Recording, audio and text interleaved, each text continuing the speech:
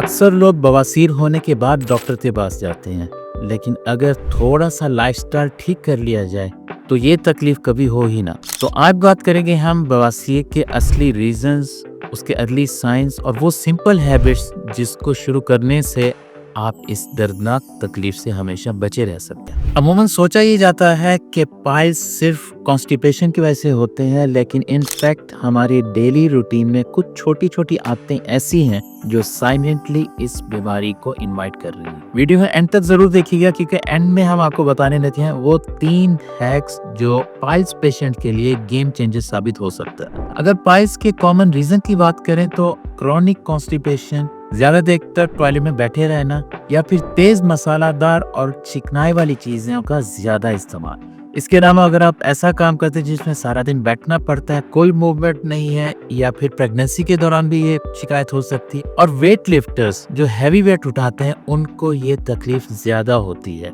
और इसके अलावा मौरूसियत या फिर जेनेटिकली कुछ फैमिलीज में इस बीमारी की टेंडेंसी दूसरी फैमिलीज की निस्बत ज्यादा होती है। अब हमारे लाइफस्टाइल में तेज मसाले, सारा दिन सिटिंग जॉब और स्ट्रेस इस बीमारी के लिए परफेक्ट सिचुएशन बना देती है। अब वीडियो को पॉज करके मुझे कमेंट्स में ये जरूर बताएं कि आप क्या सोचते हैं इनमें से किस रीजन की वजह से बवासीर ज्यादा जल्दी होती है। लेकिन अगर तो आपको स्टूल पास करते वक्त पेन होता है, स्टूल पास करने के बाद थोड़ी सी ब्लीडिंग होती है, या उससे अलावा इचिंग, डिस्कम्फर्ट या इन्फ्लेमेशन फील होती है, या फिर ये फीलिंग आती है कि स्टूल पास करने के बाद भी इनकम्प्लीट सा फील होता है, या फिर वहाँ पे सोजन या थोड़ा सा लंप फील हो रहा है। अब अगर तो ये साइन शुरू हो चुके हैं या बार बार हो रहे हैं तो समझ लीजिए कि पाइल्स स्टार्ट हो चुकी है। बवासीर से बचने के लिए रोजाना 2 से 3 लीटर पानी पिए। हाई फाइबर डाइट जैसे कि पपीता, ओट्स या सब्जियां हैं वो खाना शुरू कर दीजिए।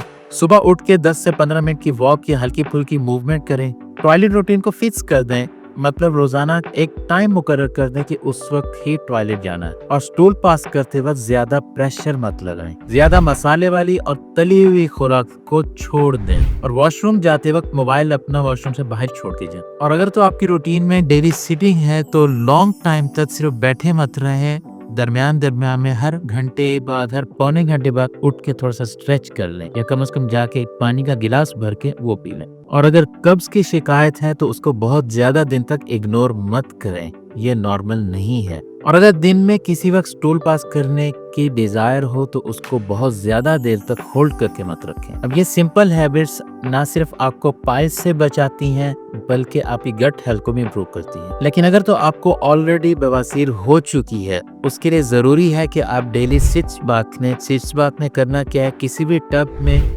गर्म पानी डालिए और मिनिमम 10 मिनट के लिए रोजाना उसमें बैठ जाए। एलोवेरा जेल और नारियल के तेल को मिक्स करके लगाएं ताकि उससे डिस्कम्फर्ट और इचिंग कम हो। अब रात को सोने से पहले दूध में इस्पाबोल मिला के पिएं ताकि पेट प्रॉपर साफ हो सके।